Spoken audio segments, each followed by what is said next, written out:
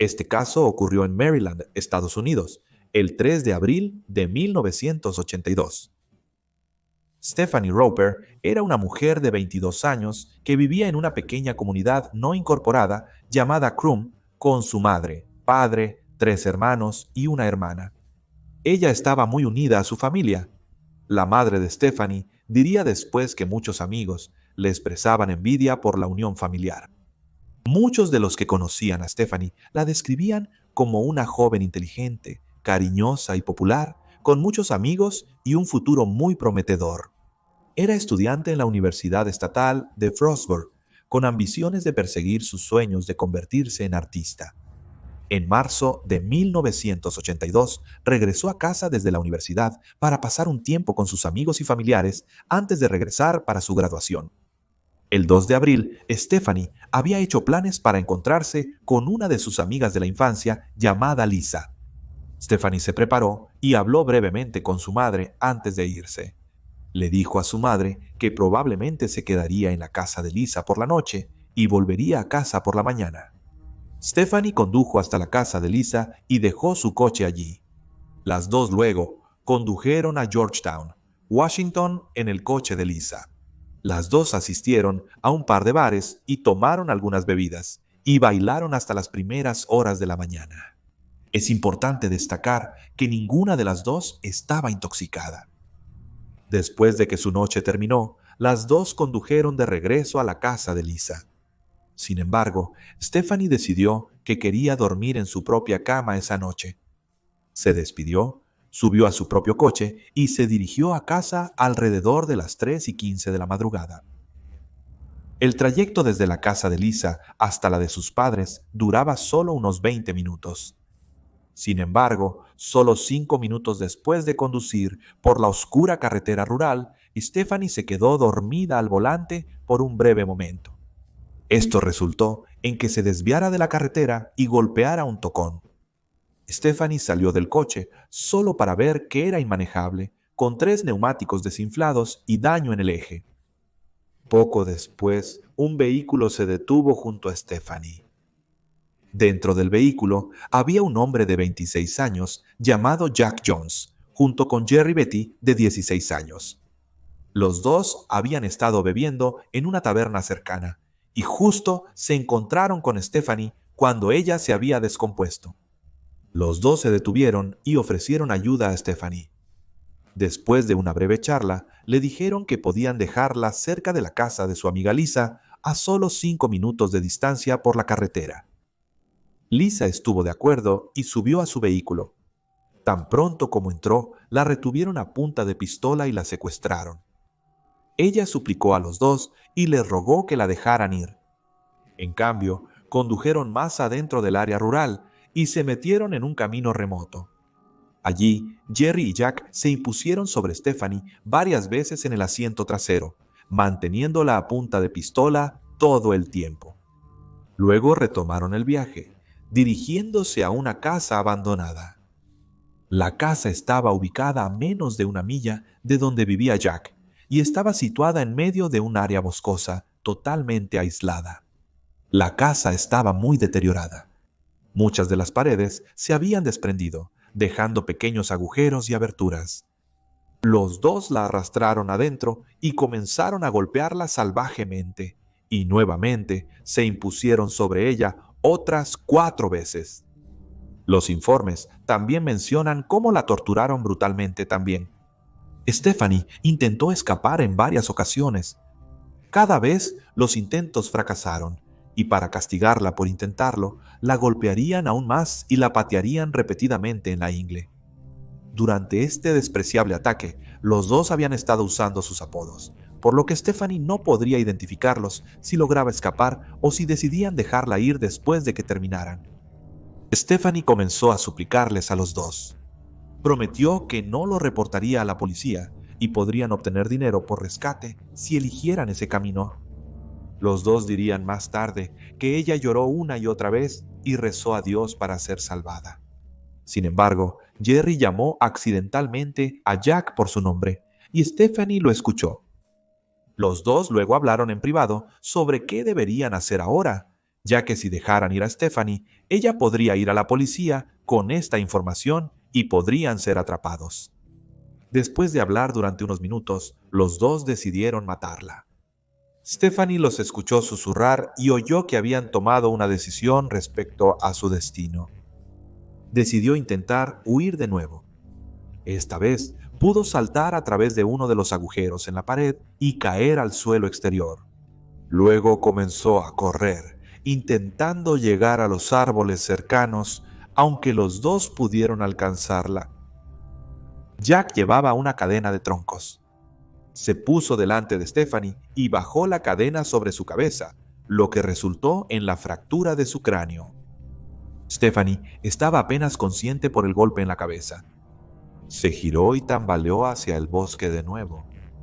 Estaba aturdida y apenas podía caminar, pero estaba desesperada por escapar. Jack fue y recuperó su rifle de calibre 22. Corrió más allá y frente a Stephanie, apuntó y disparó un tiro en su frente, matándola al instante. Luego, los dos succionaron gasolina del tanque, la vertieron sobre el cuerpo de Stephanie y prendieron fuego a su cuerpo.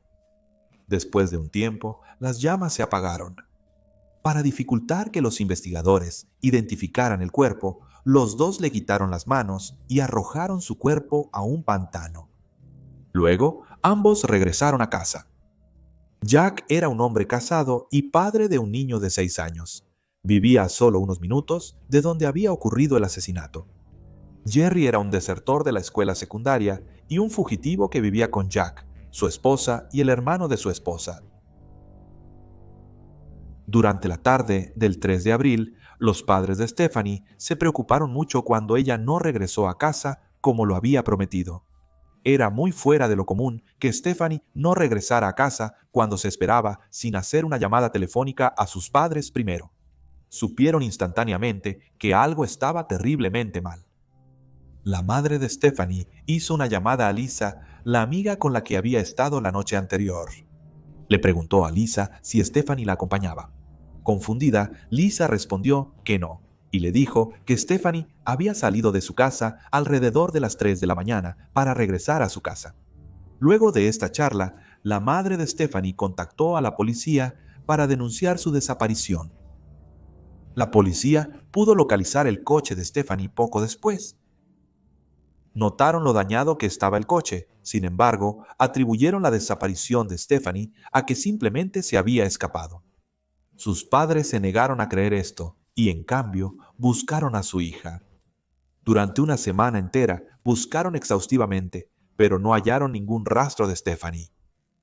El 11 de abril, la policía recibió una pista del cuñado de Jack, un joven de 18 años llamado Steve Anonson.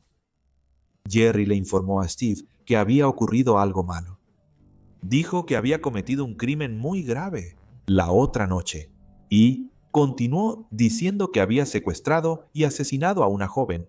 Steve estaba bastante confundido por esta extraña confesión y no creía que Jerry estuviera siendo completamente honesto. Pensó que debía ser alguna broma enfermiza.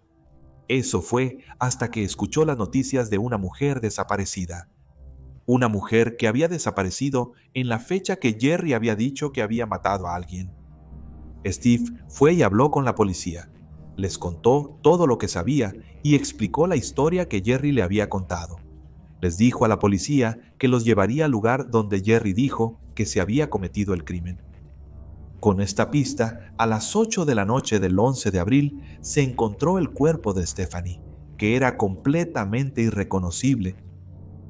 Luego, la policía arrestó tanto a Jerry como a Jack y ambos fueron interrogados sobre su participación en el asesinato de Stephanie. Casi de inmediato, ambos dieron declaraciones a la policía.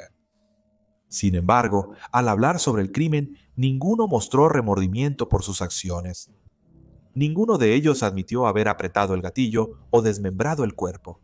Ambos se señalaron el uno al otro. Luego, la policía fue y le contó a la familia Roper lo que le había sucedido a Stephanie. Sin embargo, no entraron en demasiados detalles. Les dijeron que ella había sido disparada y asesinada. El plan era hacer que la familia pasara primero por el funeral y luego prepararlos para el juicio que estaba por venir, donde eventualmente se enterarían de los horrores que Stephanie sufrió. Sin embargo, los medios obtuvieron la información y publicaron cada detalle. Estudiantes de la Universidad Estatal de Frostburg llevaron a cabo una vigilia y servicio conmemorativo por Stephanie. Mientras los dos asesinos esperaban sus juicios separados por secuestro, ensayo y asesinato, Jerry aceptó testificar contra Jack a cambio de una sentencia menor. Jerry explicó detalladamente a la policía cómo secuestraron a Stephanie y recordó una breve conversación que tuvo con ella. Jerry dijo: «Ella me preguntó si podía dejarla ir y le dije, no podía hacer eso». Sollozando, ella empezó a hablar de una pintura. Dijo que quería ir a casa y terminar la pintura. Le pregunté qué era, pero nunca me lo dijo. El juicio de Jack Jones iba a ser el primero, comenzando el 20 de septiembre de 1982. La familia Roper quería la pena de muerte para Jack y Jerry. Las pruebas del horrendo crimen se presentaron ante el tribunal junto con sus testimonios. Jack fue declarado culpable de secuestro, ensayo y asesinato. La madre de Stephanie, Roberta Roper, subió al estrado para hablar sobre el impacto que el asesinato de Stephanie tuvo en su familia y para hablar de la vida de Stephanie, sus logros, sus esperanzas y sueños, y cómo todo fue tan trágica y brutalmente interrumpido. Aunque, justo cuando estaba a punto de leer su declaración, el abogado de Jack se opuso. Afirmaron que hablar de la vida de Stephanie inflamaría las emociones del jurado y por lo tanto sería injusto. Roberta fue silenciada. Le dijeron que se retirara y no se le permitió hablar del dolor que ella y su familia estaban sufriendo. Posteriormente, la defensa preparó factores atenuantes. Hablaron con gran detalle sobre las luchas de Jack con la adicción y su turbulenta crianza. También presentaron el hecho de que Jack no tenía condenas previas por delitos violentos y que si Jack fuera condenado a muerte, causaría un gran sufrimiento de por vida para su familia. Los jurados decidieron que Jack Jones había cooperado con la policía al confesar y ahora parecía arrepentido de lo que había hecho. Debido a la práctica desagradable del equipo de defensa, se le dijo a la familia Roper que no se les permitiría asistir a algunas de las audiencias ni se les notificó sobre el progreso del juicio. Tuvo que presionar sus oídos contra el vidrio de la puerta del tribunal para escuchar. El jurado decidió no condenar a Jack Jones a muerte. En cambio, fue condenado a cadena perpetua. Sin embargo, su condena significaba que con buen comportamiento sería elegible para libertad condicional después de solo 12 años de su condena. Jerry Beatty fue el siguiente enjuiciado. Fue encontrado culpable y se le dio exactamente la misma condena que a Jack. Cadena perpetua con la posibilidad de libertad condicional en 12 años. La familia Roper y los ciudadanos de Maryland estaban indignados con justa razón. Los tribunales recibieron una cantidad increíble de condena. Casi 100,000 personas firmaron una petición exigiendo que el tribunal imponga una sentencia más estricta. Debido a la reacción adversa, se impuso una pena adicional de cadena perpetua, requiriendo al menos 23 años antes de que cualquiera pudiera obtener libertad condicional. Los Roper aún sentían que la justicia le había fallado a Stephanie. No creían que Jack o Jerry merecieran ser liberados después de lo que le habían hecho a su hija. Desconozco el destino actual de los asesinos. Intenté encontrar más información sobre ambos, sin éxito. Si eres de la zona y o sabes algo más sobre ellos, no dudes en dejar un comentario, sería muy apreciado. Puedo imaginar que este caso ha dejado a muchos de ustedes algo enfadados. Es difícil no pensar que los asesinos recibieron un trato preferencial sobre una familia en duelo y una víctima inocente. El hecho de que se prohibiera a la familia Roper dar declaraciones de impacto o proporcionar información sobre quién era Stephanie al jurado es repugnante, especialmente porque los asesinos pudieron hablar de sus propios antecedentes y describir como si fueran condenados a muerte, lastimaría a sus propias familias. Roberta cree que el equipo de defensa del asesino quería mantenerla a ella y a su familia lejos de la vista. Ella dijo, no querían que Stephanie pareciera real, solo querían un nombre en un pedazo de papel. A pesar de que este es un caso increíblemente trágico, vamos a terminar este video en una nota más positiva. El Colegio Estatal Frostburg estableció la Galería Stephanie Roper, ubicada en el edificio de Bellas Artes, y se creó una beca en su memoria. Los padres de Stephanie, Roberta y Vincent Roper se propusieron cambiar la legislación para ayudar a las víctimas y a las familias de las víctimas, incluyendo el derecho de las familias de las víctimas a dirigirse al tribunal antes de la sentencia en la Ley de Derechos de las Víctimas de Delitos del 2004. La pareja ayudó a hacer esto posible para que nadie más tuviera que sufrir lo que ellos sufrieron. Roberta y Vincent también formaron el comité y la fundación Stephanie Roper, que ahora se conoce como el Centro de Recursos para Víctimas de Delitos de Maryland. La organización tiene abogados en su personal que guían a las víctimas a través del proceso legal para que sepan exactamente qué esperar. La organización ha manejado miles de casos, haciendo que una experiencia increíblemente traumática sea un poco más fácil. El 20 de octubre de 2012, el gobernador de Maryland nombró una parte de la Ruta 4 de Maryland, justo al norte de Crum, en honor a Stephanie Roper y los esfuerzos de sus padres por las víctimas de delitos. Un enlace a su organización se puede encontrar en la descripción. Al hablar de Stephanie, Roberta dijo, ella era una persona maravillosa, una amiga maravillosa y un ser humano maravilloso. Era el tipo de niña que todos los padres esperan y rezan por tener.